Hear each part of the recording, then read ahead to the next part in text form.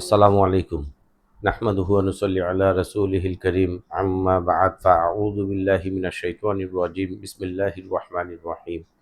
প্রিয় দিনদার মা-বাবা, ভাই ও বন্ধুগণ, ওমারের আলো চ্যানেলে আপনাদেরকে স্বাগতম। আশা করি আল্লাহর রহমতে আপনারা ভালো আছেন। আল্লাহ পাক রব্বুল আলামিন মৃত্যু পর্যন্ত ঈমানের সহিত আপনাদেরকে ভালো থাকার তৌফিক দান করুক। আমিন। প্রিয় ভাই ও বন্ধুগণ, রমাদান মাসে আমরা ইফতার ও সাহরি করে থাকি। বিশেষত তৈলাক্ত খাবার খেলে আমাদের যে একটা সমস্যা হয়, অজু অনেক সময় তারাবিহ নামাজ পড়ার সময় নষ্ট হয়ে যায়। তাই আমরা আজকে আপনাদের সামনে তুলে ধরব অজু ভঙ্গের কারণ ৭টি ও কি, কি। খুব মনোযোগ সহকারে গুরুত্ব দিয়ে শুনুন এবং মুখস্থ করে রাখুন। প্রতিনিয়ত অজু ভঙ্গের কারণগুলো আপনাদের কাজে আসবে। আল্লাহ পাক আপনাদের এবং আমাকে সহিশুদ্ধভাবে বলা, শোনা, আমল করার তৌফিক দান করুক। আমিন। অজু ভঙ্গের কারণ: ১.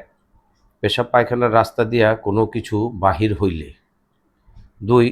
উম্মাদ মাতাল বা অচেতন হইলে। ৩. চিৎ কাত হইয়া কিংবা কোনো কিছুতে ঠেস লাগাইয়া নিদ্রা গেলে। ৪. মুখ ভরিয়া বমি আসিলে। ৫. শরীরের কোনো জায়গা হইতে রক্ত, পুজ বা পানি বাহির হইয়া গড়াইয়া পড়িলে। ৬. দাঁত দিয়া রক্ত বাহির হইলে, থুথুর সমান বা বেশি হইলে। ৭. নামাজে উচ্চস্বরে হাসিলে। এই ৭টি কারণে আমাদের অজু টুটিয়া যাইবে। আর অজু ব্যতীত নামাজ পড়া এবং নামাজে সেজদা করা হারাম। অজু ভঙ্গের কারণগুলো আপনারা খুব ভালোভাবে মনে রাখবেন।